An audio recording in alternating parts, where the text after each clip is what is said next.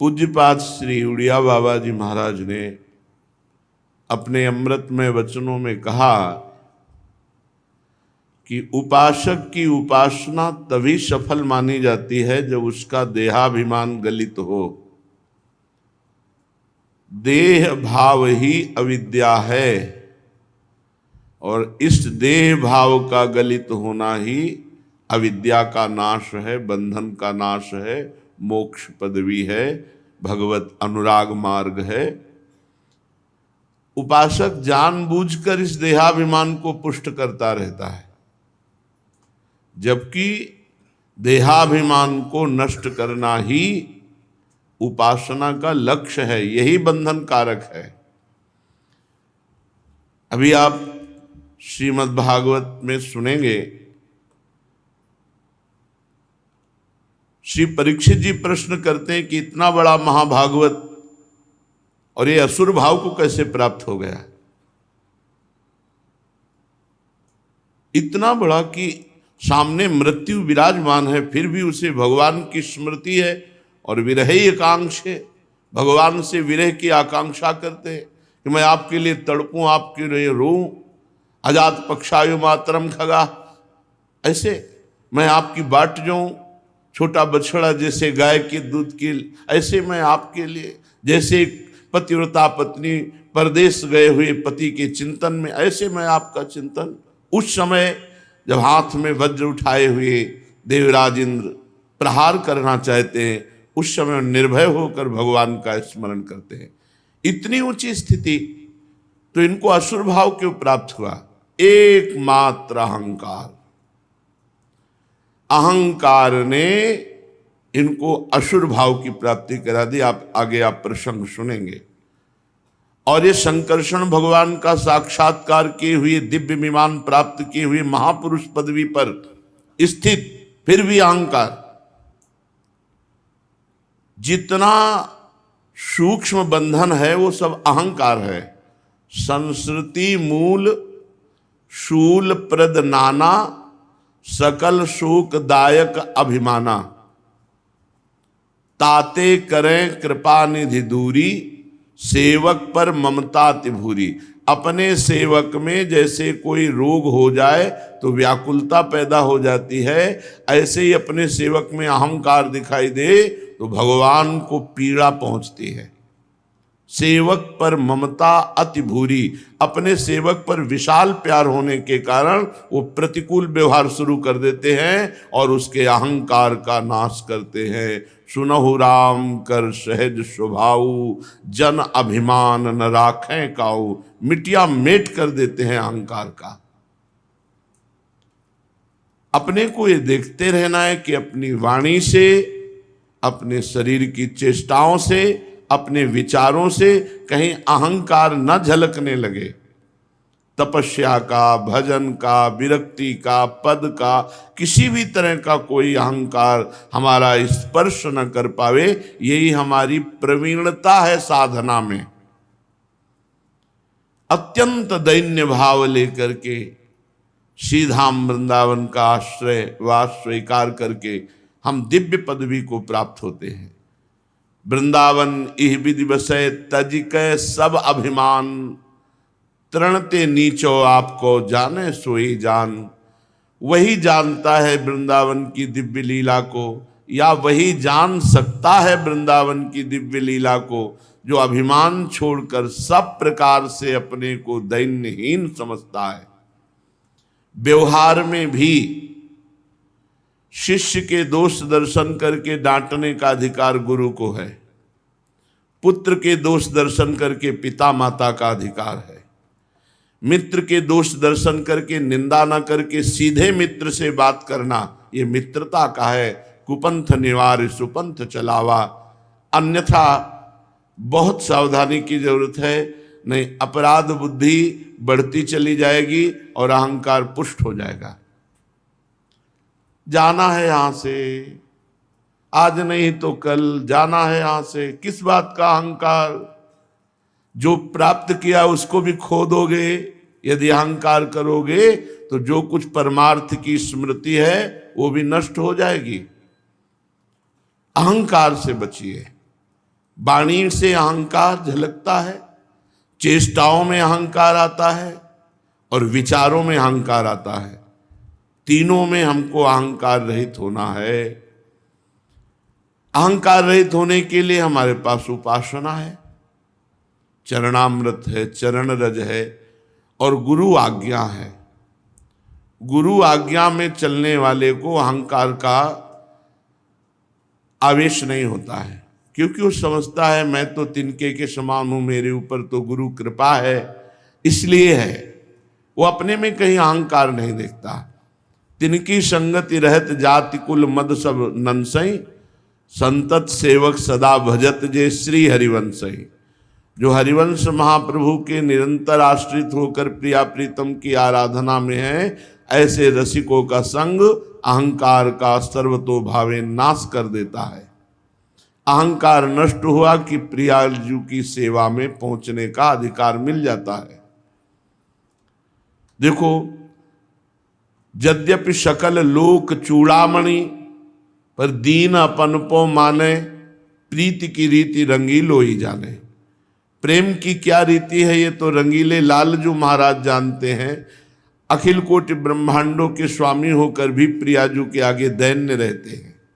यद्यपि सकल लोक चूड़ामणि, दीन अपन पो माने, प्रीति की रीति रंगीलो ही जाने। इसलिए हम तो उनके दास हैं। सही पूछो तो दास बनने की योग्यता भी नहीं है, फिर भी उन्होंने हमें अपना स्वीकार किया। हमारा नाम उनकी शरणागति से जुड़ गया, हमारा जीवन उनका जीवन हो गया।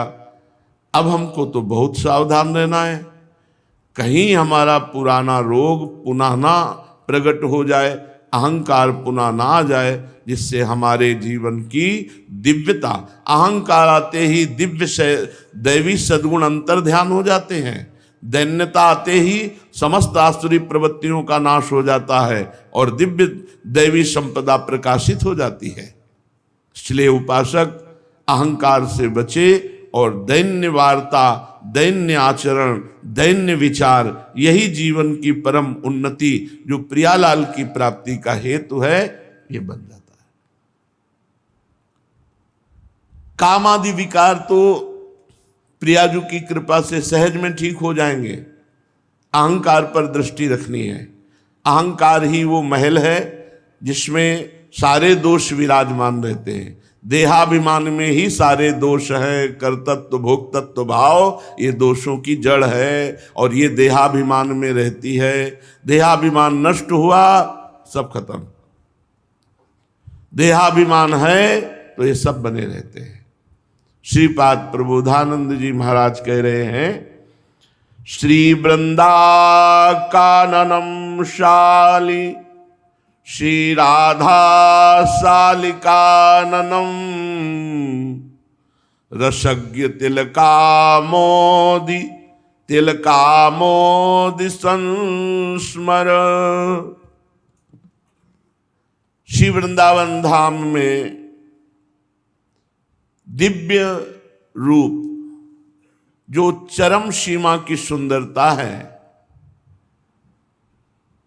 जिस रूप में अखिल लोकों के चूड़ामणि तिलक स्वरूप श्री लालजू महाराज लुभायमान हैं, यदि वो श्री राधा रूप वृंदावन में प्रकाशित हो रहा है और वृंदावन कृपा करके श्री वृंदारण्य में तत् यदि पर कृपया स्वेश्वरीम दर्शयेत, यदि वृंदावन कृपा करे और हम में प्रेम प्रकाशित कर दे और हम प्रेम नेत्रों से अपने स्व इष्ट श्री राधा किशोरी के दर्शन पा जाऊं, तो फिर दिव्य स्त्री रत्न मुख्यम विषयति विषयम थूत करोत्येव मुक्तिम। यदि हमें वृंदावन की कृपा से श्री लालजू को लुभायमान करने वाले श्री राधा रूप राधा चरणारविंद का साक्षात्कार हो जाए, तो कह रहे हैं कि दिव्य स्त्री रत्नम, दिव्य अप्सराएं, भगवान का मोहिनी अवतार रूप आदि भी इतनी सामर्थ्य नहीं रखता कि राधा दासत्व और राधा रूप का साक्षात्कार करने वाले के हृदय में काम पैदा कर दे। दिव्य स्त्री रत्न मुख्यम विषयति विषयम थूत करोत्येव मुक्तिम, थूक देने योग्य हो जाता है।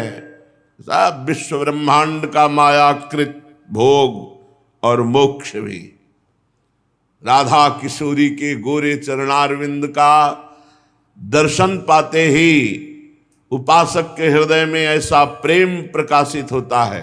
सत प्रेम सिंधु मकरंदर सौगधारा सारा नज श्रमभिता श्रवदाश्रितेषु।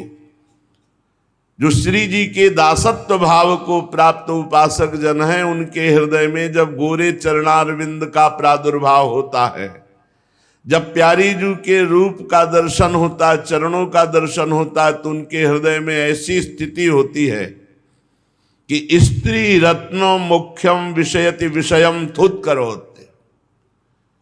चाहे वो अप्सरा ही क्यों न हो, चाहे भगवान का मोहिनी अवतार ही क्यों न हो, उसके हृदय में विषय वासना नहीं पैदा कर सकता। राधा दासत्व और राधा गोरे चरणारविंद का साक्षात्कार करने वाले के हृदय में, और मुक्तिम थुत करो, मोक्ष सुख भी उसके लिए तिरस्कृत हो जाता है। ऐसा प्रेम प्रकाशित होता है। कुंठम वैकुंठ सद्वै भवमपि तनुते स्वांत संतोषनाय। जो अकुंठ महिमा है, जिनकी ऐसे वैकुंठ की शोभा भी उसकी नेत्रों में कुछ नहीं समझ में आती। वृंदावनेश्वरी के रूप का पान करने वाले उपासक को वृंदावन की कुंज नौ निवृत्त निकुंजों का जो दर्शन हुआ, उसके आगे उसे वैकुंठ भी कुंठित प्रदेश दिखाई देता है। अर्थात वैकुंठ भी उसके हृदय को आकर्षित नहीं कर सकता। कुंठम वैकुंठ सद्वैभवमपि तनुते स्वांत संतोषनाय। वह अपने आराध्य देव के सुख में इतना संतुष्ट हो चुका है कि वैकुंठ की शोभा भी उसके हृदय को नहीं खींच सकती। भगवान के मोहिनी अवतार की भी शोभा उसके हृदय में काम पैदा नहीं कर सकती। अन्य अप्सराओं और सुंदरियों की तो बात ही जाने दो। जिसने कृपया स्वेश्वरीम दर्शयेत, वृंदावन की कृपा से अपने ईश्वरी श्री राधा किशोरी का दर्शन प्राप्त कर लिया है। अन्यत्र किम धन्यम गोपी रसमपि रसये दंत विश्रांत शून्यम। अन्य जो फिर लोकांतर हैं, वो तो सब मायाकृत है, उनकी क्या सामर्थ्य है। वैकुंठ, दिव्य वैकुंठ भी उसके हृदय को नहीं खींच सकता, जो वृंदावन की नवनिवृत्त निकुंज में स्वामिनी जी का साक्षात्कार प्राप्त कर लेता है। श्रीपाद कह रहे कि इयम सर्वार्थानाम वितरण महाकल्प लतिका। सर्वार्थ, तुम्हें धन चाहिए, धर्म चाहिए, कामनाओं की पूर्ति चाहिए या मोक्ष चाहिए, अगर ये सब नहीं चाहिए तो प्रेम, जो चाहिए। इयम सर्वार्थानाम वितरण। यहां कल्पतरु महादानी वृंदावन सब कुछ देता है। तुम वृंदावन का आश्रय ले लो, जो चाहोगे प्राप्त हो जाएगा। आप चाहोगे धन तो धन मिल जाएगा। परम धन राधा नाम आधार, रटो और देखो कौन सा धन तुम्हें प्रिय लगता है।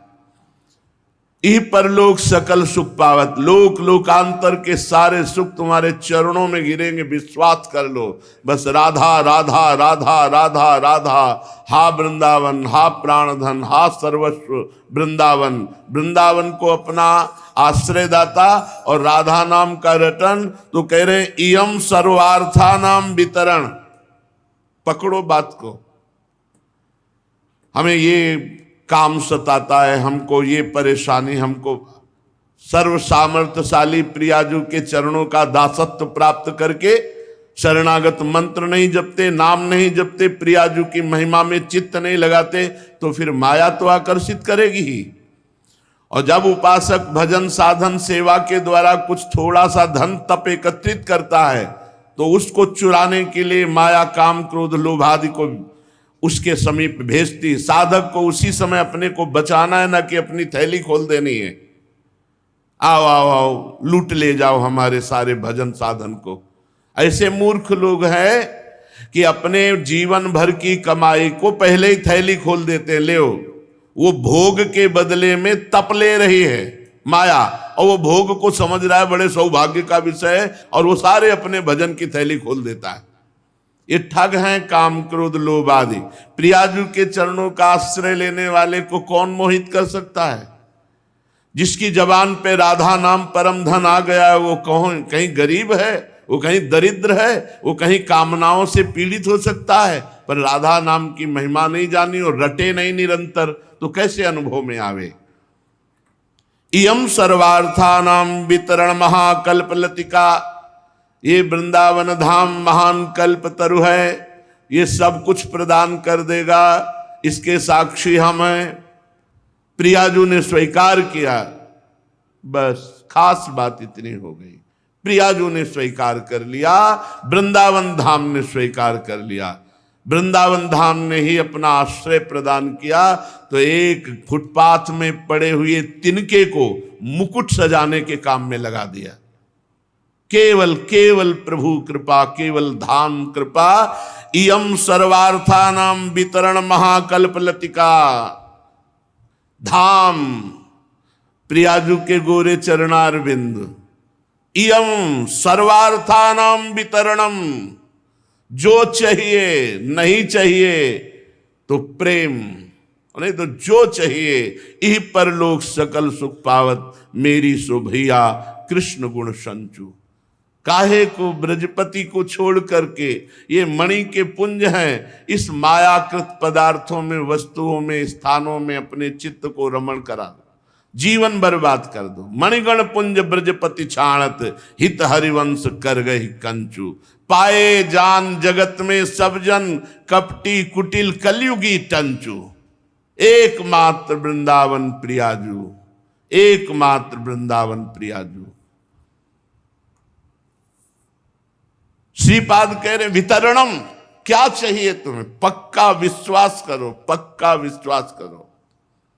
इसमें कोई साधना तपस्या नहीं। दयालु वृंदावन ने देखा किसी योग्य नहीं, गोद में ले लिया।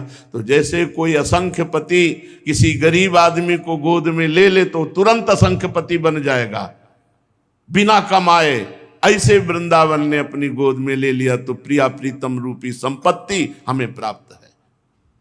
दंपति संपत्ति पाए, ये वृंदावन की कृपा है, आचार्य हरिवंश चंद्रजू की कृपा। इयम सर्वार्था नाम वितरण महाकल्प लतिका, महासंतप्ता नाम अमृतम वृष्टि शिशिरता। अगर कुछ नहीं चाहोगे तो महाप्रेमामृत ऐसे वितरण करता है वृंदावन।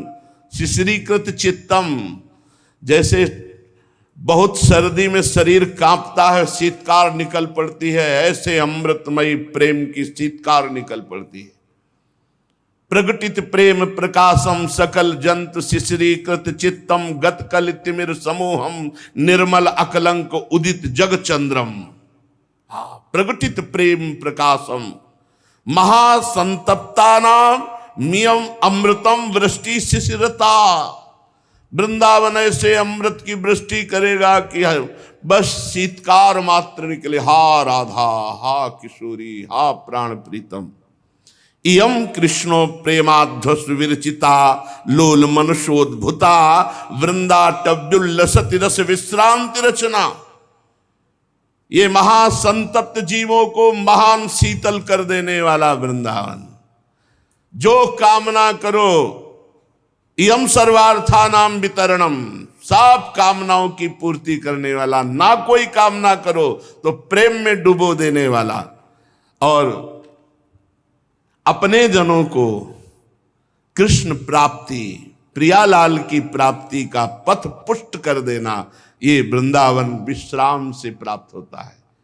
ये वृंदावन विश्राम से प्राप्त होता है। वृंदावन को जिसने अपना सर्वस्व मान लिया, लोक परलोक की संपत्ति चाहे तो मिल जाएगी, प्रेम चाहे प्रेम मिल जाएगा, और वृंदावन की दिव्य लीला में प्रवेश होने का पथ मिल जाएगा, रास्ता मिल जाएगा दिव्य लीला में प्रवेश होने का। राधा प्रेम महर्दि भूषित तनुम नित्यम तया श्यामलो, चंदो भूषित विग्रहो विलसिता तेनापि कुंजावली।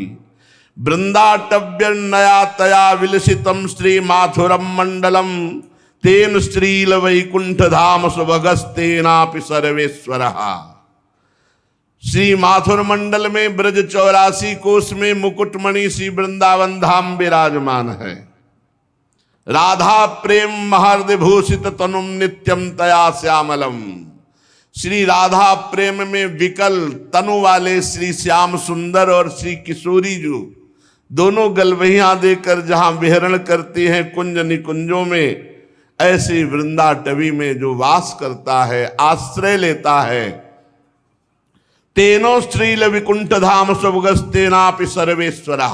उसके हृदय में ना वृंदावन की शोभा का जो प्रभाव पड़ा, उसके प्रभाव से ना वैकुंठ और ना वैकुंठ के ईश्वर नारायण दोनों से उसकी रुचि हट जाती है। तेनो स्त्रील विकुंठ धाम सुभगस तेनापि सर्वेश्वरा। जो सर्वेश्वर भगवान नारायण और उनका वैकुंठ धाम वो भी प्रिय नहीं लगता। जो राधा प्रेम महर्द भूषित तनुम नित्यम तया श्यामलम, जो श्री राधा प्रेम में विह्वल श्री श्याम सुंदर और श्याम सुंदर के प्रेम में विकल श्री लाडली, श्याम रंग श्यामा रंगी श्यामा के रंग श्याम ऐसे जुगल जोरी जहां कुंज निकुंजों में विहरण करते हैं, ऐसे वृंदावन का स्थित वृंदावन का सेवन करने वाला अन्य की तरफ आंख उठा के नहीं देखता, वो चाहे वैकुंठाधिपति नारायण हो या वैकुंठ ही क्यों न हो। अन्नम छुत पीड़िता नमिव मधुरतरम शीत वारीव तीव्रो धन्यानाम कामिना सदयुवतिरिव धनम वाति कार्पण्य भाजाम धर्मात्तानाम तुषारुद्रुम इव पितरार्वभका नामिव श्री वृंदारण्ये ममास्ताम हरिरिव भजताम ब्रह्मवद योग भाजाम। आहा, जिसने वृंदावन का आश्रय लिया ऐसा तृप्त कर दिया जैसे भूखे को 56 प्रकार के भोग मिल जाए। जिसने वृंदावन का आश्रय लिया ऐसी पिपासा शांत कर दी जन्म जन्म की तृष्णा की, जैसे कोई बहुत प्यासा हो और मृदु शीतल जल मिल जाए। जो वृंदावन धाम का आश्रय ले लिया उसके हृदय की कामना ऐसी शांत कर दी जैसे काम से पीड़ित को बड़ी सुंदर कामिनी मिल जाए। कामी पुरुष को जैसे सुंदर कामिनी मिल जाए और वो अपने को तृप्त माने, ऐसे ही वृंदावन उसकी समस्त कामनाओं को शांत कर देता है। धन्यानाम कामिनाम सद युवतिरिव, और जो धन का प्यासा है ऐसा महाधन वृंदावन दे देगा कि तुच्छ लगने लगेगा संसार का धन। धर्मार्ता नाम तुषारद्रुम इव पितरार्भका नाम इव श्री वृंदारण्य। बोले जो प्रेम चाहता है, कोई हमें प्यार करे, तो माता पिता गुरु जितने भी प्रेम हैं सब प्रेम की पूर्ति वृंदावन धाम कर देता है। बिल्कुल परम सत्य, परम सत्य। माता की तरह दुलार मिल रहा है, पिता की तरह दुलार मिल रहा है, मित्र की तरह दुलार मिल रहा है, हर भाव से दुलार ही दुलार मिल रहा है, केवल वृंदावन की कृपा। और साधकों को श्री हरि के समान प्यार करता है, योगियों को ब्रह्मानुभूति कराता है। मेरी दृढ़ मति है कि जिस भाव से जो वृंदावन का आश्रय लेगा सर्व भाव वृंदावन उसकी पूर्ति कर देगा, क्योंकि वृंदावन सर्व सामर्थ्यशाली है। श्री वृंदावन में वमस्तु परमो लाभः। बड़े भाग्यशाली हैं जिनको वृंदावन आने को मिला, वृंदावन में कुछ क्षण व्यतीत करने को मिला, और वो तो महाभाग्यशाली हैं जो अखंड वृंदावन वास कर रहे। श्री वृंदावन में वो मस्तु परमो लाभा, और हमें कोई लाभ नहीं चाहिए, वृंदावन मिल गया परम लाभ है। परम दैवतम बंधुच्चापी, परम देवता है वृंदावन, और भाई की तरह वृंदावन प्यार करता, सहोदर भाई की तरह। और परो गुरुश्च, परम गुरु की तरह अपने वासी को संभालता है वृंदावन। परमो धर्मः, परम धर्म का अनुभव करा देता। परम धर्म है प्रेम। परा श्री परा, अद्भुत वैभव, लोक के वैभव से परे, अद्भुत वैभव। कौन? भागवतिक वैभव। सत्कीर्ति ही वृंदावन विश्व में कीर्ति फैला देता है अपने आश्रित की। परमा तपस्या उसे महान तपस्वी बना देता है। परमम ज्ञानम उसे ब्रह्मबोध करा देता है। परम भूयसा किंवा सर्वमिदम परमम सदा लोकेश्वर मृग्यते। जिस परम तत्व की खोज बड़े बड़े ऋषि मुनि करते रहते हैं, वो वृंदावन में खेल रहे हैं, वृंदावन उनसे मिला देता। क्या चाहिए? गजब कर दिया। क्या चाहिए? भूखे को जैसे अन्न मिल जाए ऐसे तृप्ति करा देंगे, प्यासे को जैसे पानी मिल जाए ऐसी तृष्णा बुझा देंगे, कामी को जैसे कामिनी मिल जाए ऐसे कामना शांत कर देंगे, और जैसे दरिद्र को महाधन मिल जाए ऐसा तृप्त कर देंगे। परम धर्म, परम प्रेम, परम सुख प्रदान करने वाला वृंदावन हमारा भाई है। हमारे गुरु की तरह हमें धर्म का, हमें परम श्री का, सत्कीर्ति का, परम तप का, परम ब्रह्मबोध का सब कुछ वृंदावन प्रदान कर देगा। धैर्य पूर्वक आश्रय ले लो, सब सोहित निष्काम मति वृंदावन विश्राम, सब कुछ वृंदावन प्रदान कर देगा। बस हमें एक अनन्य भाव धारण कर लेना है। सच्ची कहते हैं, सच्ची कहते हैं। अब इसके आगे कोई शब्द नहीं होता, इसलिए हम अंदर और बाहर सब सुधार ही सुधार हो जाएगा। अनंत जन्मों की भटकन जो परमात्मा प्राप्ति में पूर्ण होती, वो भी वृंदावन करा देगा। चाहे तत्वबोध हो, चाहे प्रेम। कल एक प्रश्न कर रहे थे कि बिना तत्वबोध के परम मोक्ष प्राप्त नहीं होता, तो ये भगवत प्रेमी जनों को क्या तत्व ज्ञान नहीं होता क्या? ये तो रास्ते में हो जाता है, लक्ष्य पहुंचने के पहले ही तत्वबोध हो जाता है। चलो तो मार्ग में, तब तुम्हें पता चलेगा। अटकल लगाने से थोड़ी होता है, चलने पर पता चलता है कि ये तत्व ज्ञान तो बीच में ही हो जाता है। हमारी वृंदावन नवनिवृत्त निकुंज की पढ़ाई शुरू ही होती है वासुदेवास्वरमित से। सर्वम खलमिदम ब्रह्म की पढ़ाई पूर्ण होने पर ये पीएचडी है वृंदावन की पढ़ाई। ये नित्य विहार, सर्व भजनों का सार भजन नित्य विहार भजन है, वो वृंदावन प्रदान करता है। वास करो, रज का सेवन करो, खूब राधा नाम जप करो। चलते हैं श्रीमद् भागवत महापुराण। भगवान जी ने वृत्तासुर का पावन चरित्र सुनाया, तो श्री परीक्षित जी के मन में प्रश्न उठा सुखदेव जी के सुनाने पर कि वृत्तासुर का जो राक्षसी स्वभाव, रजोगुणी तमोगुणी, उसकी भगवान में इतनी सुदृढ़ भक्ति, ये तो बड़े बड़े परमहंसों की होती है। हम देखते हैं कि प्रायः सतोगुणी देवता होते हैं, बड़े बड़े पवित्र हृदय के ऋषि भी होते हैं, लेकिन भगवान की ऐसी भय की स्थिति में अनन्य प्रेममयी स्थिति तो सिद्ध पुरुष की होती है। बड़े बड़े देवता और ऋषि भी ऐसे अवसरों पर भगवान के चिंतन से चूक जाते हैं। सामने मृत्यु खड़ी है, उस समय भगवान का चिंतन। कुछ बिरले ही हैं जो ऐसी भक्ति प्राप्त करते हैं। प्रायः साधन करके मोक्ष प्राप्त करने वाले तो हजारों हो सकते हैं, लेकिन ऐसी भागवती की स्थिति, महामुने करोड़ों सिद्धों में भी ऐसी स्थिति मिलना बड़ा कठिन है, जो एकमात्र भगवान के परायण है। और वो स्थिति हमने देखी वृत्तासुर जी में। वृत्तासुर असुर स्वभाव वाले, भयंकर और भागवतिक सर्वश्रेष्ठ स्थिति, ऐसा कैसे हो गया? ये रजोगुणी तमोगुणी स्वभाव वाले दैत्य भाव को और इतनी ऊंची भागवती की स्थिति कैसे हो गई? प्रभु, इस विषय में हमें बड़ा संदेह है, और आप जैसे परमहंस महापुरुष ही इसका निवारण कर सकते हैं। श्री सुखदेव जी ने कहा, परीक्षित तुम सावधान होकर सुनो, इनके पूर्व जन्म को नहीं जानते हो इसलिए ऐसा प्रश्न करते हो। ये प्रसंग मैंने भगवान श्री कृष्ण द्वैपायन व्यास देव जी के द्वारा सुना है। प्राचीन काल की बात है, शूरसेन देश में एक चक्रवर्ती सम्राट, अगर इस प्रसंग को बहुत ध्यान से सुनोगे तो काफी लाभ प्राप्त होगा।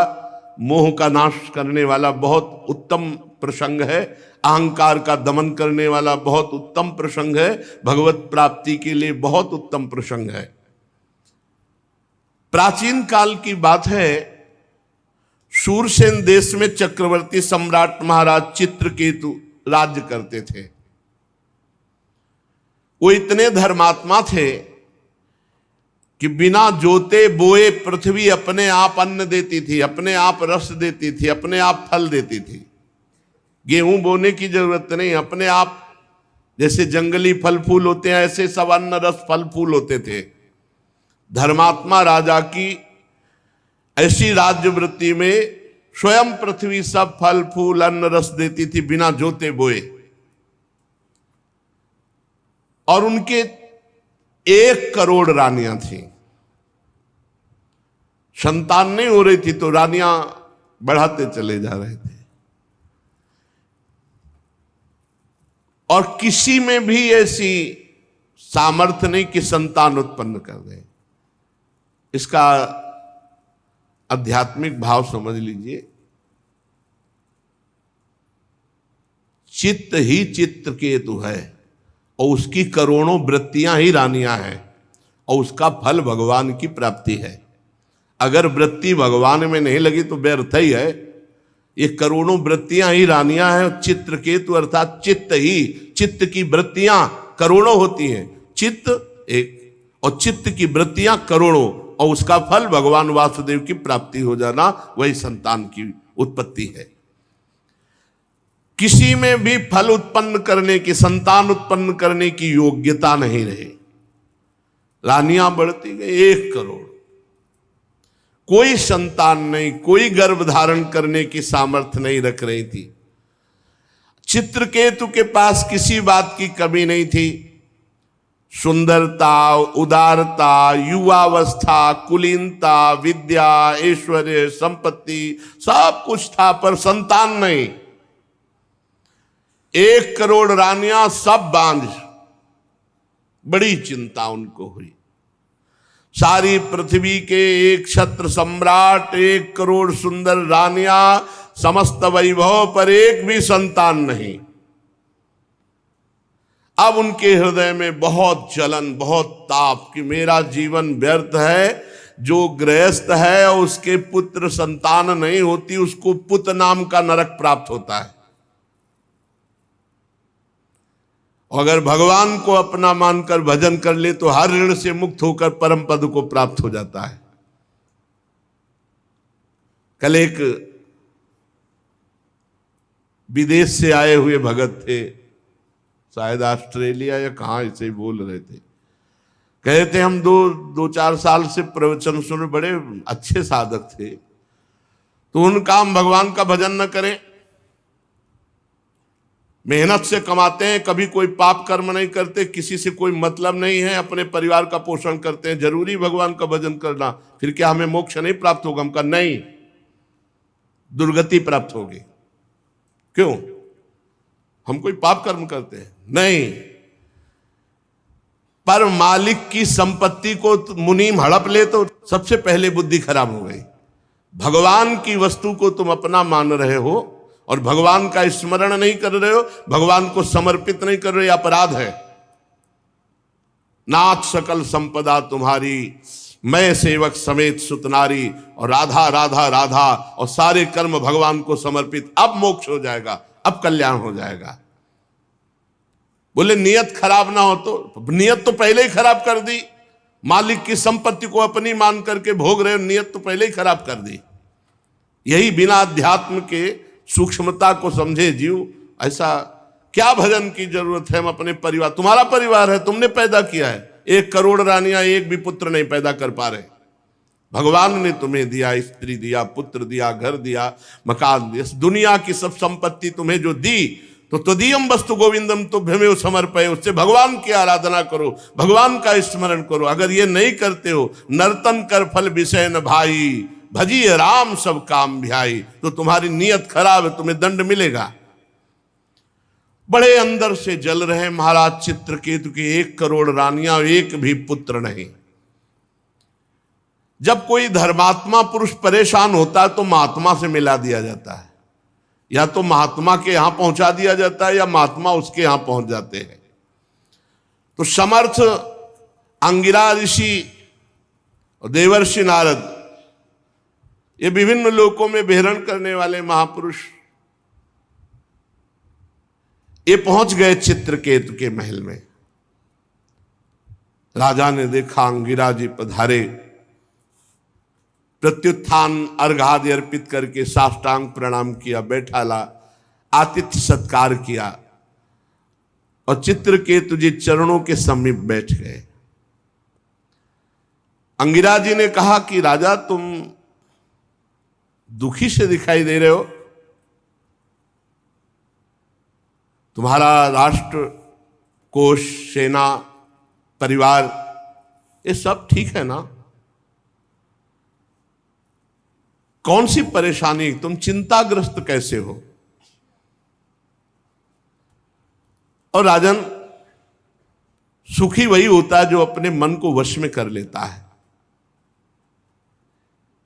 सब कुछ ठीक हो लेकिन मन वश में ना हो तो जलाता रहता है, उक्लेश देता रहता है। बड़े बड़े लोकपाल भले अधीन हो जाएं, लेकिन अगर मन अधीन नहीं हुआ तो वो असंतुष्ट जलता रहेगा।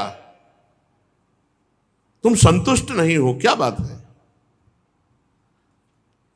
क्योंकि असंतुष्टता का कारण कामना होती है। तुम्हारे मुख पर चिंता स्पष्ट झलक रही है, असंतोष झलक रहा है, स्वयं तुम ही उसके कारण हो। क्या कामना कर बैठे हो? महाराज अंगिरा ऋषि तो त्रिकालज्ञ थे, पर उनके मुख से कहलाना चाहते थे। सम्राट चित्रकेतु ने कहा, भगवान, जिन योगियों की तपस्या, ज्ञान, धारणा, ध्यान, समाधि के द्वारा सारे पाप नष्ट हो चुके हैं, जिनका जीवत्व तो नष्ट हो चुका है, वो त्रिकालज्ञ होते हैं। उनको अंतर और बाहर दोनों बातें पता होती है, और वो बातें आपको पता है। मैं जानता हूं आप त्रिकालज्ञ महापुरुष हैं। ऐसा होने पर भी जब आप जानबूझकर मुझसे ही सुनना चाहते हैं तो मैं आपकी आज्ञा मान करके निवेदन करता हूं। मुझे पृथ्वी का एक छत्र साम्राज्य प्राप्त है, ऐश्वर्य प्राप्त है, संपत्तियां प्राप्त हैं, लोकपाल भी जिनके लिए लालायित रहते हैं ऐसे भोग प्राप्त हैं। 1 करोड़ रानियां हैं, फिर भी एक भी संतान नहीं। महाभाग्यवान महर्षि, मैं तो बहुत दुखी हूं।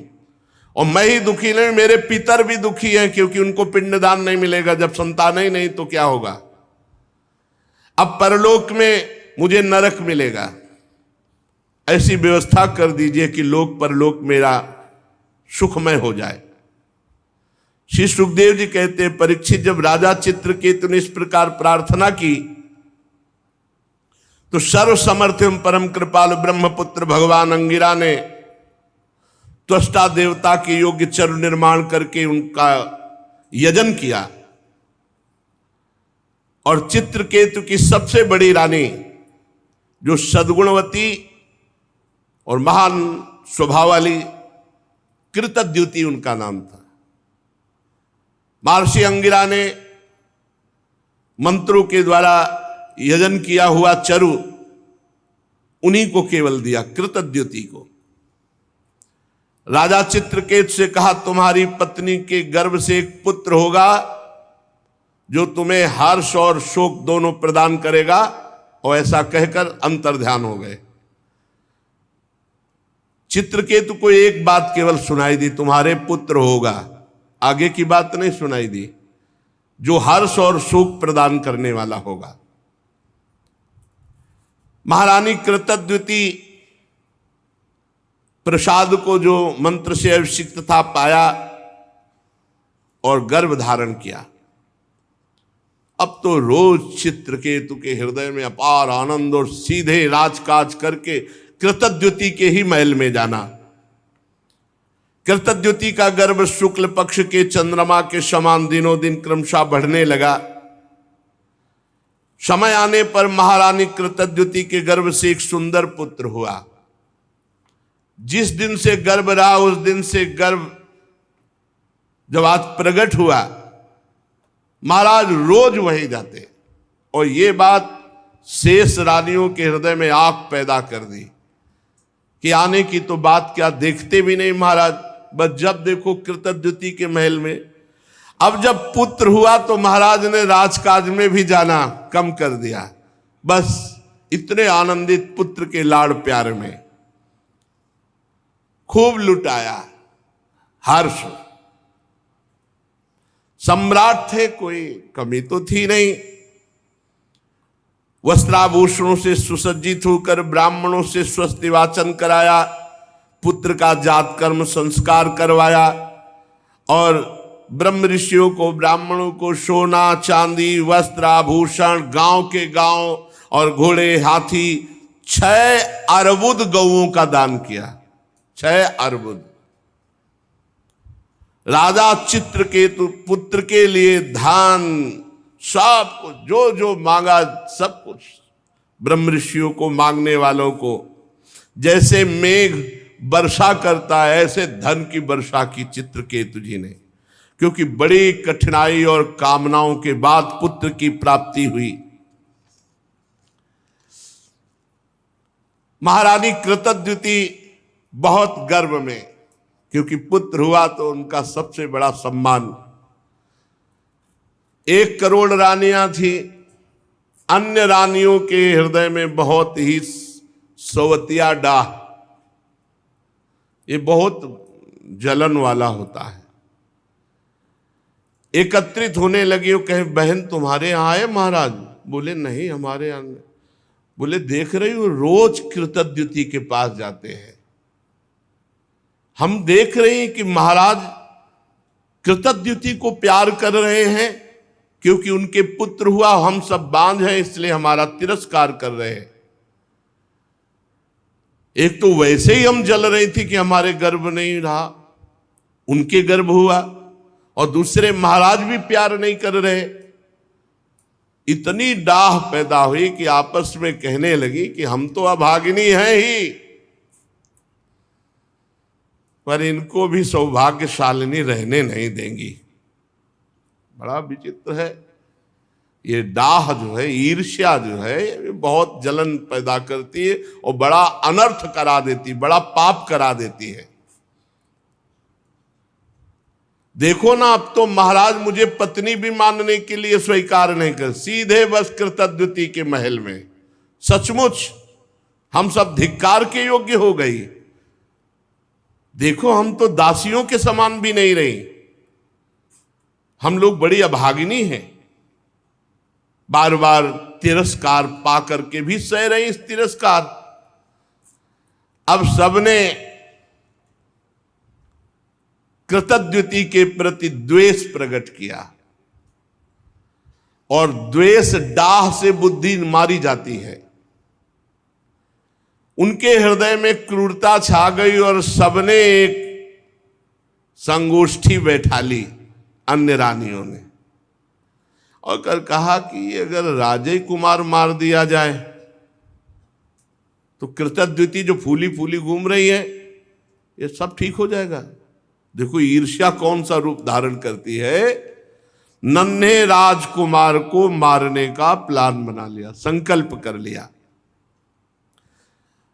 अब प्रायः धायमा राजकुमार की सेवा में कई लगी रहती थी। एक धाय को संपत्ति और भय, संपत्ति दिया और भय कि अगर नहीं करेगी तो तेरे मृत्यु दंड दिलाएंगे। तो वो तो रानियां ही हैं, भयभीत हो करके बच्चे के दुग्ध में हलाहल जहर डाल करके पिला दिया गया। देखो ईर्ष्या के कारण इनको ये ध्यान नहीं रहा कि महाराज की हालत क्या होगी। अपने हृदय की जलन मिटाने के लिए कितना बड़ा अनर्थ कार्य कर दिया कि पूरे राज्य का भविष्य उन्होंने चौपट कर दिया। अब जब बच्चा सो रहा है तो नजदीक जाकर कृतद्युति लौट आती, हाल तो बहुत आनंद से सो रहा है, इधर उधर डोलती, लेकिन बहुत समय हो गया। अब धाय से कहा उठाकर ला बालक को, जो आज्ञा। धाय उस बालक को देखकर चीख पड़ी, क्योंकि अलग अलग धाय होती थी। पूरा नीला शरीर पड़ चुका था। हाय हाय चिल्लाने लगी और मूर्छित सी हो गई। धाय की ये दशा देखकर रानी दौड़ करके गई और देखा पूरा शरीर नीला, क्योंकि इतना जोर का जहर दिया गया था कि बचने की संभावना ना हो। आंखें उलट गई थी, पूरा शरीर, मुख से फेन निकल रहा था, प्राण निकल चुके थे, मृत शरीर। देखते ही वो तो मां थी, शोक से मूर्छित होकर गिर गई। शरीर अस्त व्यस्त, फिर होश आवे, फिर मूर्छित। रनिवास की सब रानियां एकत्रित हो गई। वो हत्यारिणी भी, वो कृतद्युति से ज्यादा नाटक कर रही थी रोने और बेहोश होने का, जिन्होंने जहर दिलाया था। कोई जान ही न पावे कि ये सूचना राजा को। अब सोचो राजा की हालत क्या हुई होगी, जो इतनी मनौती के बाद एक पुत्र हुआ था।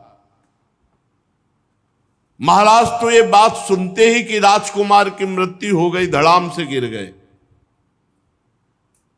मंत्री आज उनको पकड़ करके धीरे धीरे ला रहे, बाल खुले हुए, वो तो वही जानते हैं जिनके हृदय में कभी ऐसी पीड़ा हुई हो।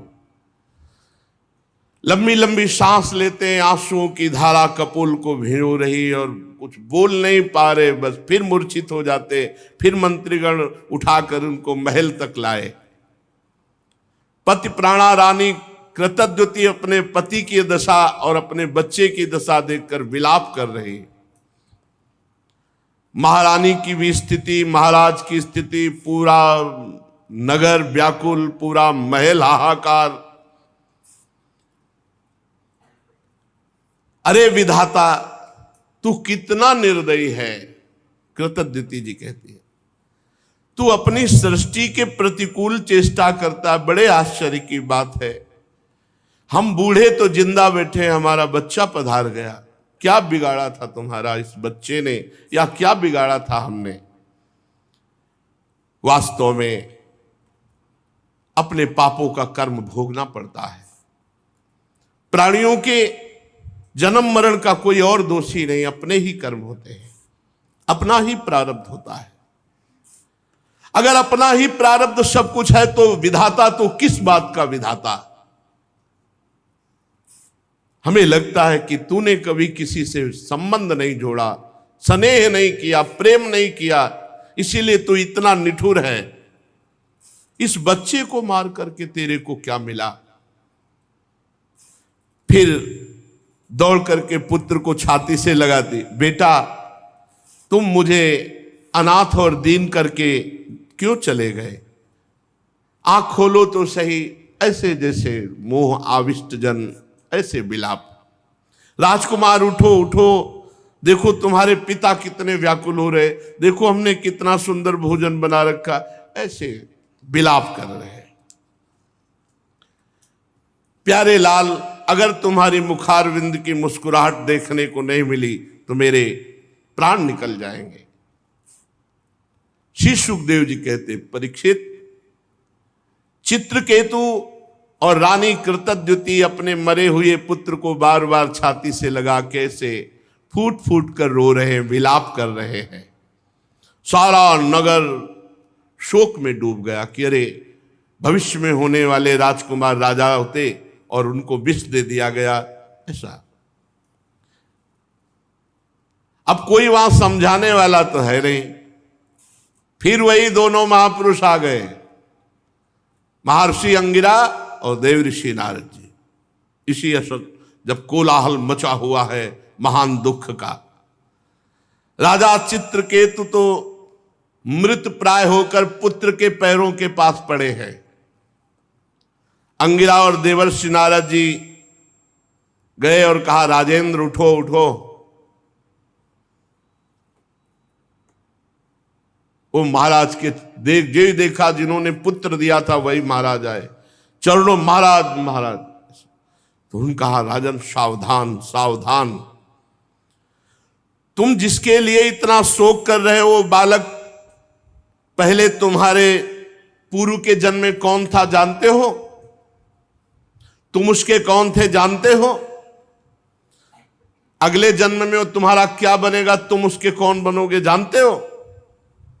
अरे राजन, जैसे हवा के प्रवाह से बालू कण मिल जाते हैं फिर अलग हो जाते हैं, ऐसे ये ना यहाँ कोई किसी की पत्नी ना यहाँ कोई किसी का पुत्र है, कर्मानुसार कुछ समय के लिए आया फिर चला जाएगा।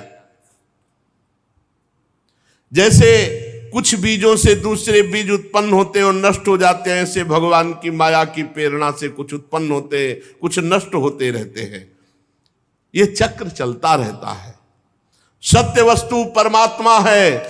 सत्य वस्तु ये पुत्र पत्नी ये व्यवहार नहीं है, इनमें विराजमान परमात्मा है। भगवान सबके अधिपति हैं।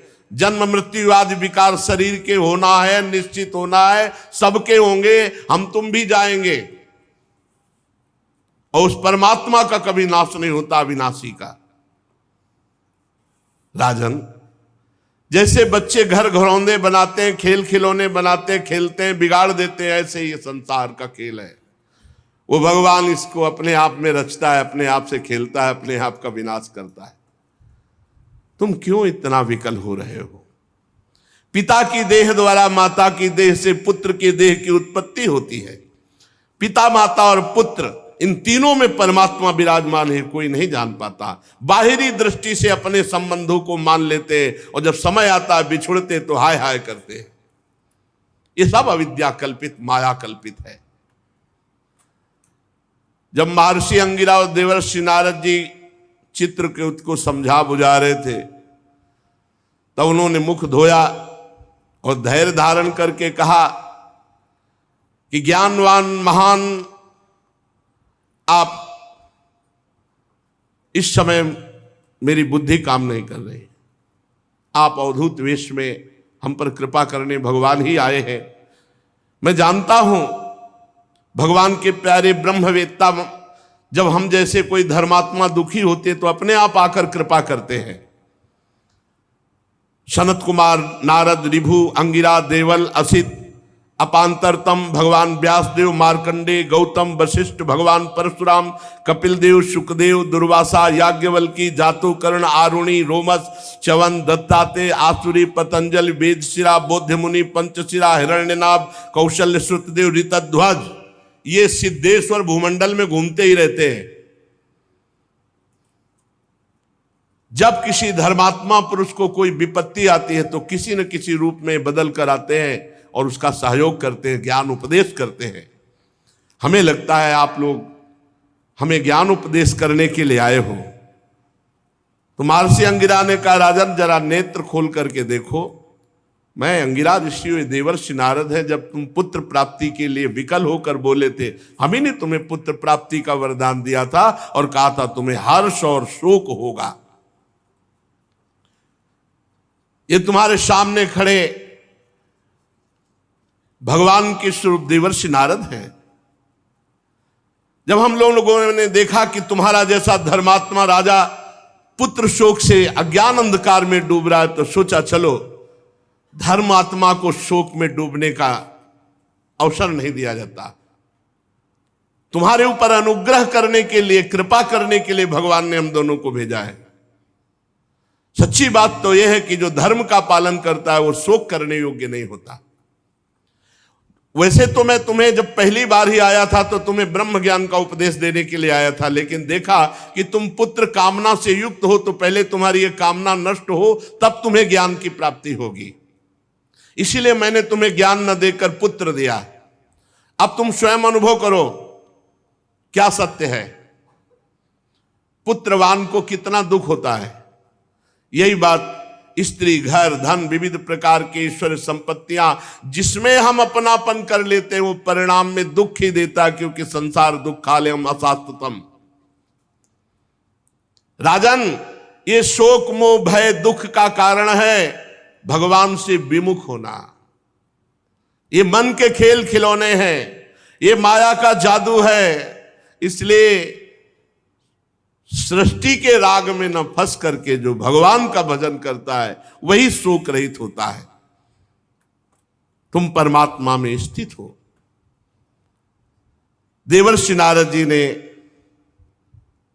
कहा, राजन मैं तुम्हें एक मंत्र देता हूं, इस मंत्र का जाप करो, 7 दिन में भगवान शंकरषण शेष जी का तुम्हें दर्शन हो जाएगा। भगवान शंकर आदि ने श्री शंकरषण देव की ही चरणों का आश्रय लिया था और द्वैत का भ्रम त्याग कर महामहिमा में शुद्ध ज्ञान को, इससे बढ़कर कोई नहीं है, इसी को परम पद कहते हैं। देखा कि मंत्र लेने में रुचि नहीं है क्योंकि पुत्र पधारा है। शोक और समय मंत्र देवर्षि नारद जी ने आकर्षण किया उस जीवात्मा का जो पुत्र के रूप में आई थी। देवर्षि नारद जी ने कहा, जीवात्मन पश्य भद्रम ते मातरम पितरम चते सुहृदो बांधवास्तप्ता सुचा त्वत्कृते आभृशम कलेवरम स्वामविश्य शेषमायु सुहृदव्रता भुंक्ष भोगान पितृ प्रत्तान तिष्ठ नृपासनम। चलो इस शरीर में आ जाओ और पूरी आयु व्यतीत करके तब फिर यहां से जाना। आ जाओ, जीवात्मा को बुलाया। ये देखो तुम्हारे पिता कैसे व्यतीत हो रहे, माता कैसे, और सब पूरा महल के साथ रो रहा है। आओ और पिता के दिए हुए भोगों को भोगो, और मैं कह रहा हूं पूरी आयु व्यतीत करो। चलो अपने शरीर पे आ जाओ। जीवात्मा ने आवाज की, कहा, देवर्षि जी आप कह रहे हैं, आप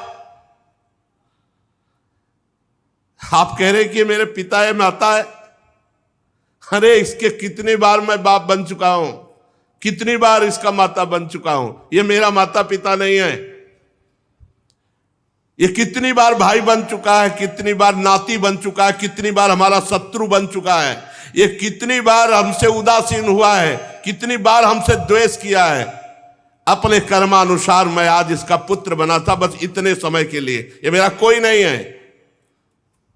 जैसे व्यापारी के पास से सामान एक के पास दूसरे के पास जाती रहती है, ऐसे कर्मानुसार जीव एक के पास दूसरे के पास जाता रहता है। विचार करने से पता चलता है। 4 दिन इसके यहां जन्म ले लिया, ये हाय हाय करके कह रहा है मेरा पुत्र, मेरा पुत्र। ये सुना रहे हैं सबको, सबके बीच में सुना रहे हैं। नित्य अहंकार रहित वो जब जीव अपने कर्मानुसार गर्भ में आता है, तभी तक, जब तक शरीर में रहता है तभी तक वो माता पिता मानता है। इसके बाद कुछ नहीं उसकी याद, कोई उसका नहीं। जैसे कोई लोग पूछते हैं कि हम जब मर के जाएंगे तो हमारे पिता हमसे बात करेंगे, माता बस शरीर तक, शरीर छूटा काम खत्म। शरीर तक केवल संबंध। मैं अविनाशी हूं, मैं सूक्ष्म हूं, जन्मादि से रहित हूं, अपने कर्मवश इसके गर्भ में आया था। ये ना मेरी माता है ना मैं इसका पुत्र हूं। जन्म मृत्यु से रहित हूं, मैं ईश्वर स्वरूप हूं। ना तो मेरा कोई प्रिय है ना कोई अप्रिय है, ना मेरा कोई अपना है ना कोई पराया है, ना कोई हित है ना कोई अहित है, ना कोई मित्र है ना कोई शत्रु है। मैं सबसे उदासीन, मैं अद्वितीय हूं। इस शरीर कर्मानुसार ग्रहण करने मात्र से केवल कुछ समय के लिए मैं पुत्र बना था। राजा से कहा सुनो, और देवर्षि नारद जी से जीवात्मा ने कहा कि अब इस शरीर, गंदे शरीर को मैं स्वीकार नहीं करता।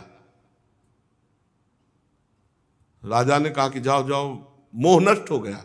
क्योंकि जब ज्ञान की बात सुनी, जीवात्मा ऐसा कहकर अंतर ध्यान हो गया, राजा का मोह बंधन कटा। फिर उन्होंने मंत्र लिया। पहले मंत्र, मोह गए बिनु राम पद होई न दृढ़। बहुत मोह विचित्र होता है। अब तो राजा ने उदासीन होकर के कहा इसका जात संस्कार कर दो।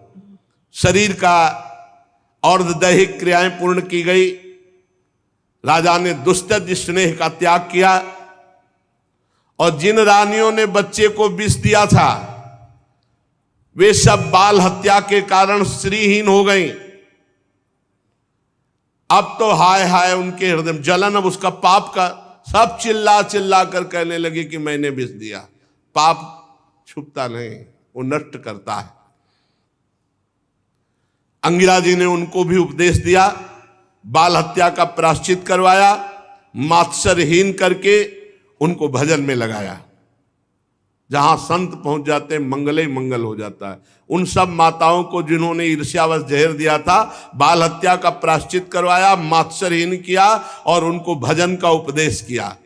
अंगिरा जी और नारद जी के उपदेश से राजा चित्रकेतु के हृदय में वैराग्य, उन्होंने तत्काल संपूर्ण राज्य छोड़ दिया और जो मंत्र दिया था उसका एकांत में यमुना जी में विधि पूर्वक स्नान करके समस्त धार्मिक क्रियाएं की और संयतेंद्रीय होकर के नारद जी को जो गुरुदेव के रूप में वर्ण करके उनके द्वारा दिए हुए मंत्र से, अब नारद जी ने कहा कि सुनो, मंत्र तो है, मैं एक विद्या का उपदेश करता हूं जिससे तुम बहुत जल्दी महान पदवी को प्राप्त हो जाओगे।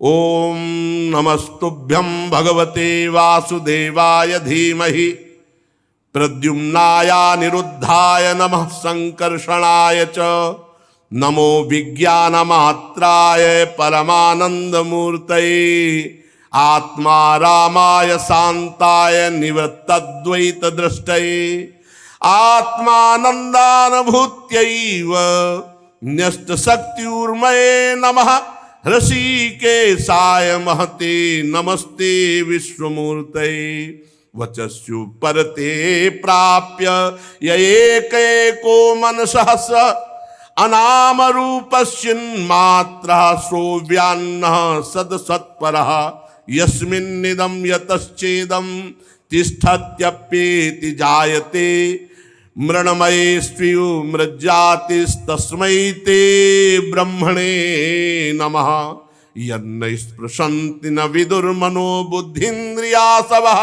अंतर्बहिष्य विततं व्योमवत्तन्नतोऽस्म्यहम्। ओंकार स्वरूप भगवान वासुदेव प्रद्युम्न, निरुद्ध और संकर्षण रूप से क्रमशः चित्त, बुद्धि, मन और अहंकार के अधिष्ठाता है। मैं आपके इस चतुर्व्यूह रूप को बार बार नमस्कार करता हूं। आप विशुद्ध विज्ञान स्वरूप हैं, आपकी मूर्ति परमानंदमयी है, आप अपने स्वरूप भूत आनंद में मगन रहते हैं, आप माया जनित राग द्वेष आदि दोषों का तिरस्कार करते हैं। हे प्रभु, मैं आपको नमस्कार करता हूं। आप सबकी समस्त इंद्रियों के प्रेरक परम महान विराट रूप है। हे प्रभु, मैं आपको नमस्कार करता हूं। मन सहित वाणी आप तक ना पहुंच करके बीच से ही लौट आती है। उसके उपरत हो जाने पर जो अद्वितीय नाम रूप रहित चेतन मात्र और कार्य कारण से परे की वस्तु होए, वो प्रभु आप है। आप हमारी रक्षा कीजिए। नारद जी ने इस महाविद्या का उपदेश किया। देवर्षि नारद अपने शरणागत भक्त चित्रकेतु को इस विद्या का उपदेश करके महर्षि अंगिरा जी के साथ अंतर्ध्यान हो गए। चित्रकेतु ने देवर्षि नारद के द्वारा उपदिष्ट मंत्र और विद्या के अनुसार 7 दिन तक केवल जल पीकर बड़ी एकाग्रता से रात दिन अनुष्ठान किया, जप किया। 7 रात के पश्चात राजा चित्रकेतु को विद्याधरों का अखंड आधिपत्य प्राप्त हो गया। इसके बाद कुछ ही दिनों में इनका मन और भी शुद्ध हुआ, तो इन्होंने देखा देवादिदेव भगवान संकर्षण शेष जी सामने विराजमान है। उन्होंने देखा कि पहले बड़े बड़े सिद्धेश्वर, फिर उनके बीच में गौरवर्ण नीलांबर धारण किए हुए भगवान शेष जी, सिर पर किरीट, बाहों में बाजूबंद, कमर में करदनी, कलाई में कंगन, आभूषण चमक रहे, नेत्र रत्नाने हैं, मुख पर प्रसन्नता छा रही।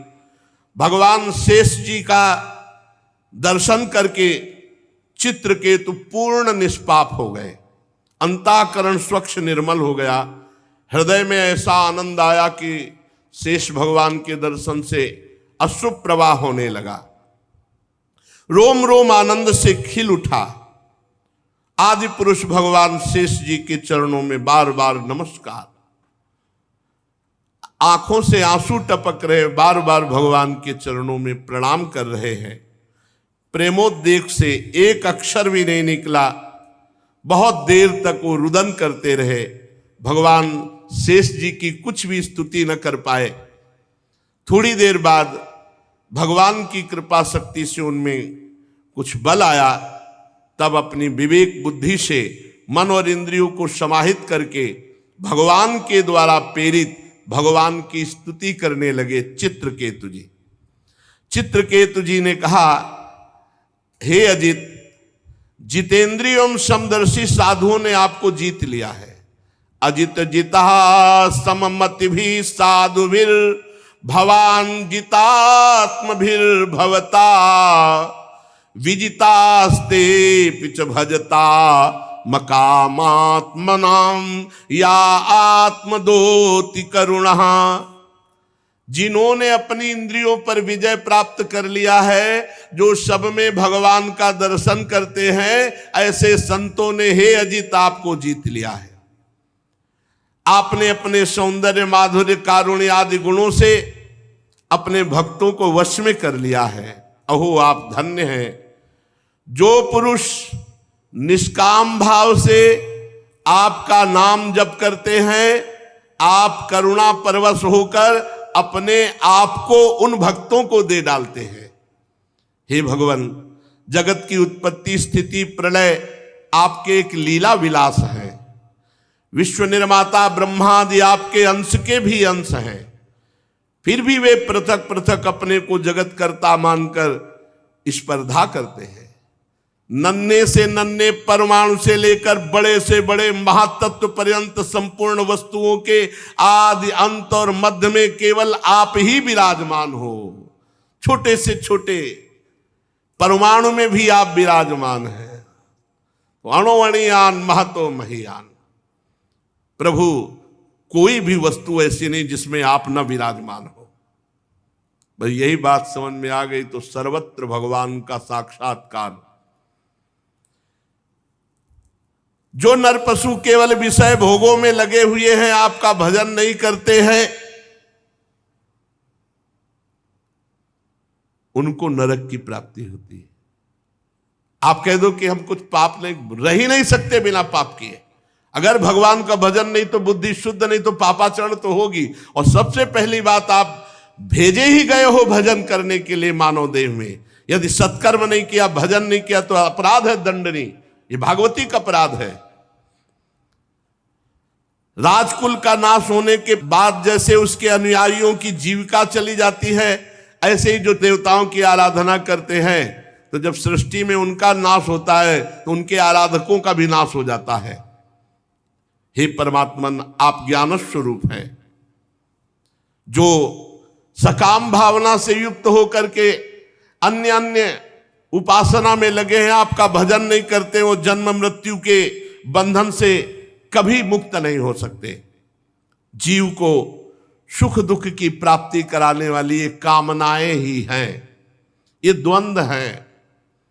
इसलिए हे अजित, विशुद्ध भागवत धर्म का जिसने आश्रय ले लिया, जो निरंतर भजन करता है, जिसके आप ही हो संग्रह परिग्रह अकिंचन है, जो आप में ही अपनी अहमता ममता समर्पित कर दिया है, वो इस आवागमन से मुक्त हो जाता है। अन्य कोई उपाय नहीं। जो भागवत धर्म का पालन करता है, जिसका सब कुछ भगवान ही है, जो रात दिन भजन करता है, वही इस आवागमन से मुक्त होता है। भगवान, आपके दर्शन मात्र से मेरा अंतःकरण का सारा मल धुल गया। आपके अनन्य प्रेमी भक्त देवर्षि नारद जी ने मुझे जो जो कहा था वो सब ठीक वैसा ही मिला।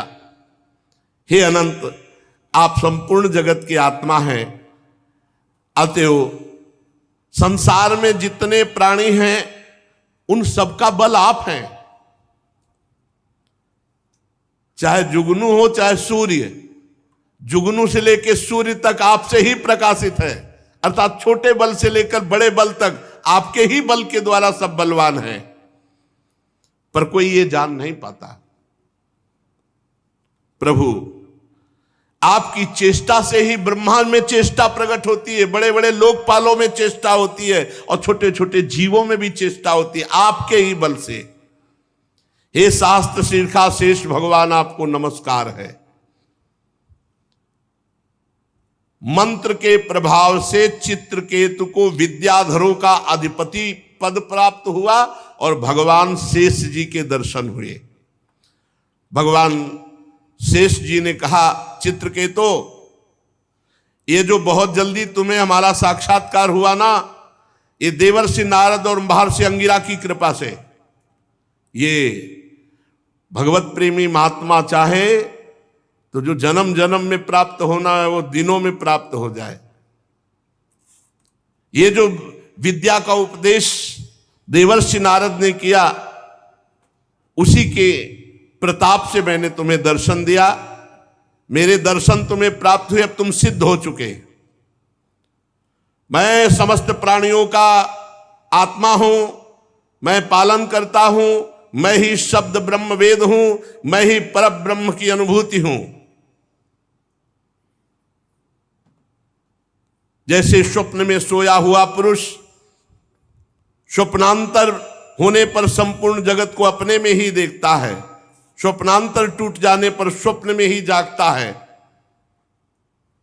ऐसे ये जागृत की स्वप्नमयी अवस्थाएं हैं, ये मायामयी है और इनसे मैं अतीत परमात्मा हूं।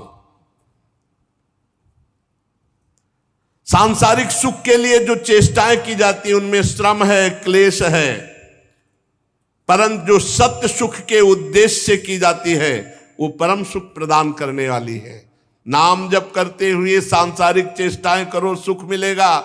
नाम भूल करके सांसारिक चेष्टाएं करोगे, यही फंसा के दुख के जाल में डाल देंगी। जो मनुष्य अपने को बहुत बुद्धिमान समझता है और मेरा भजन नहीं करता, कर्म के पचड़ों में फंसा रहता है, उसे विपरीत फल मिलता है। समझ लेना चाहिए, ये समझ लेना चाहिए, भजन करना अति अनिवार्य है। भजन नहीं करोगे तो दुख मिलेगा, दंड मिलेगा।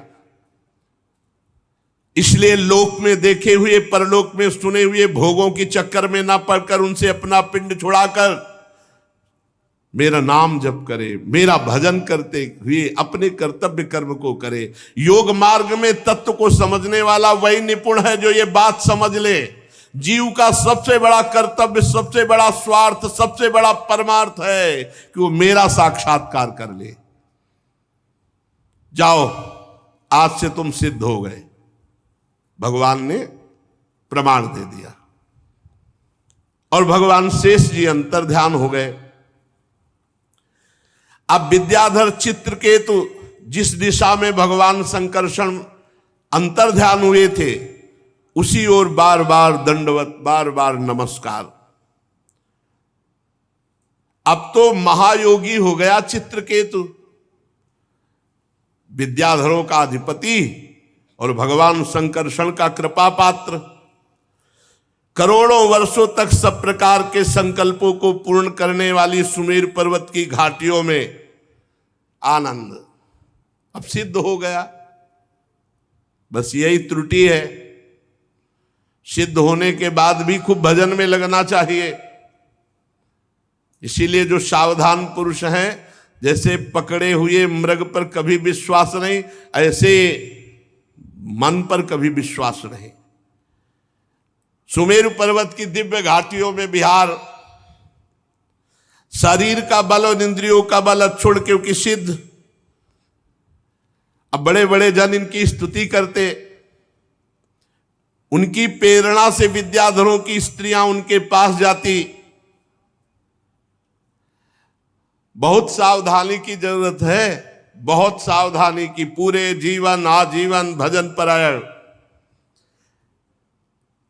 अब एक दिन की बात है कि चित्रकेतु तेजोमय दिव्य विमान पर, जो उनको प्राप्त हुआ था विद्याधरों के अधिपति पद पर,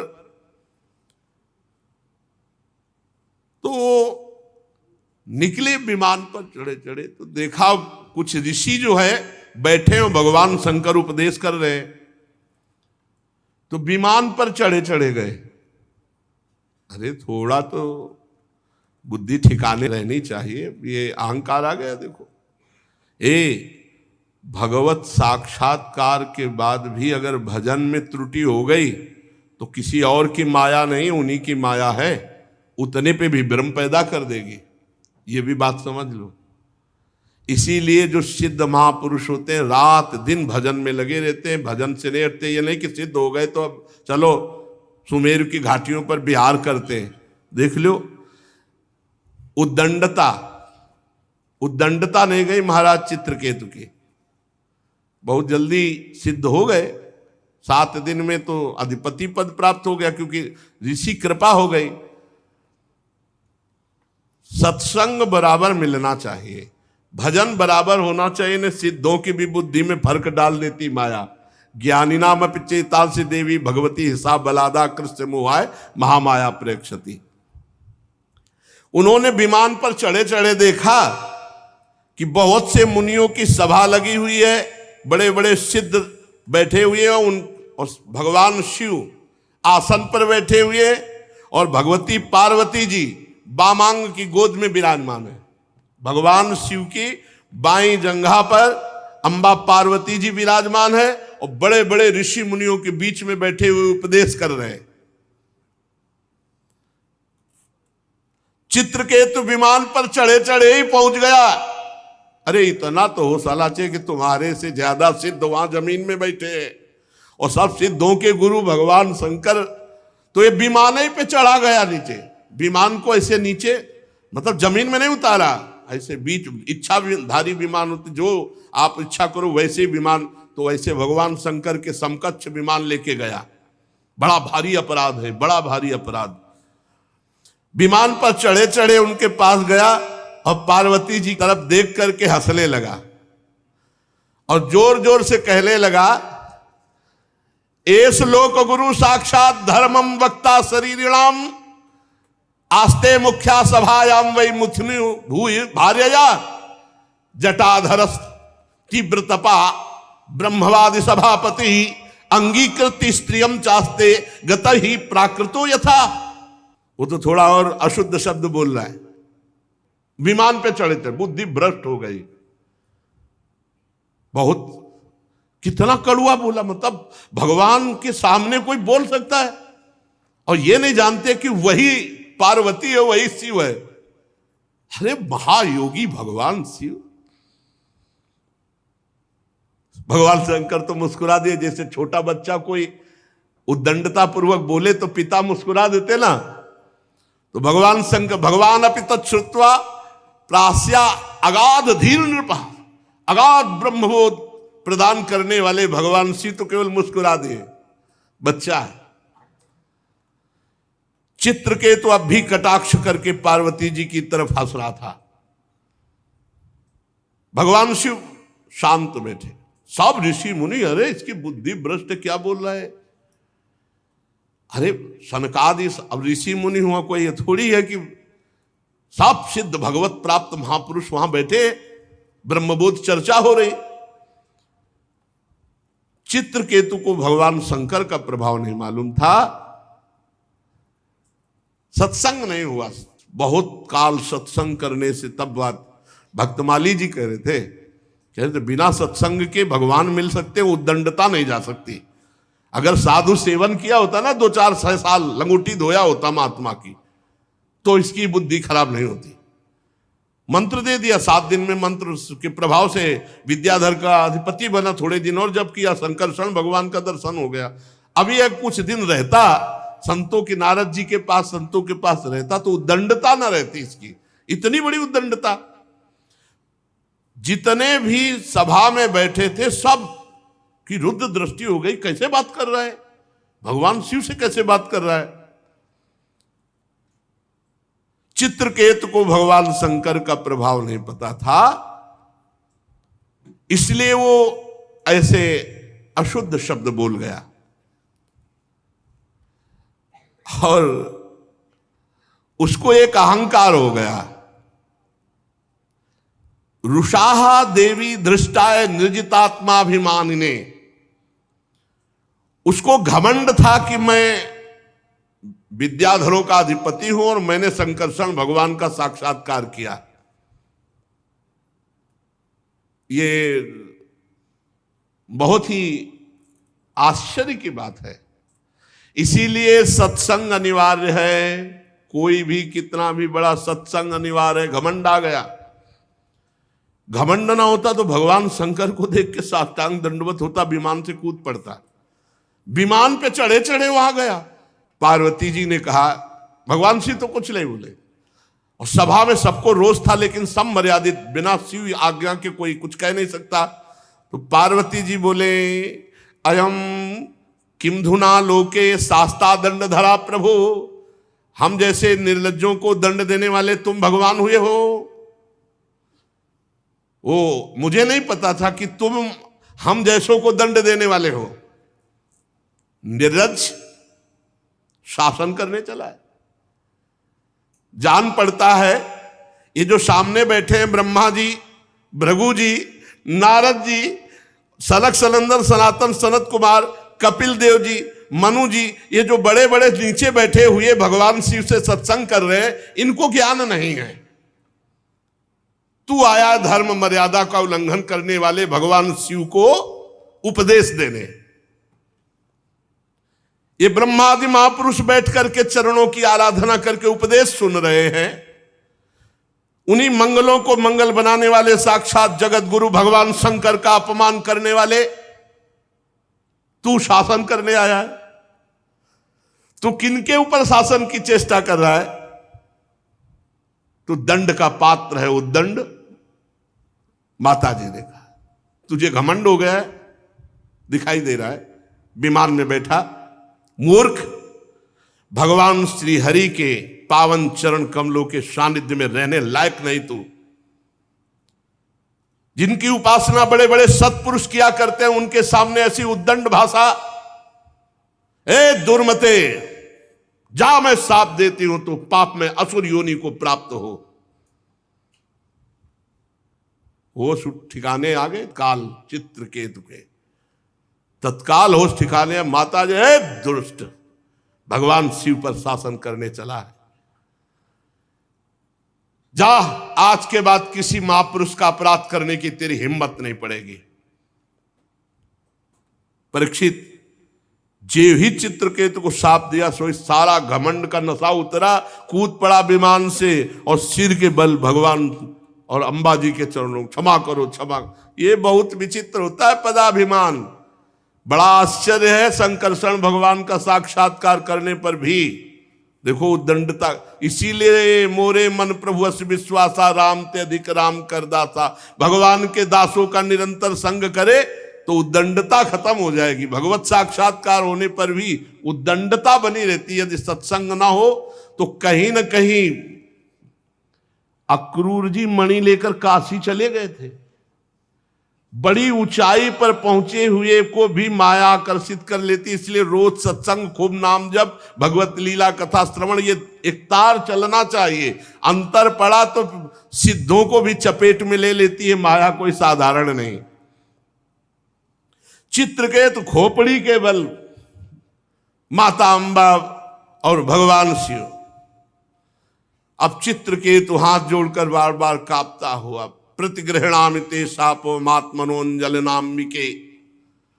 माता पार्वती जी, मैं हाथ जोड़कर आपका साप स्वीकार करता हूं, पर आपको प्रसन्न करना चाहता हूं।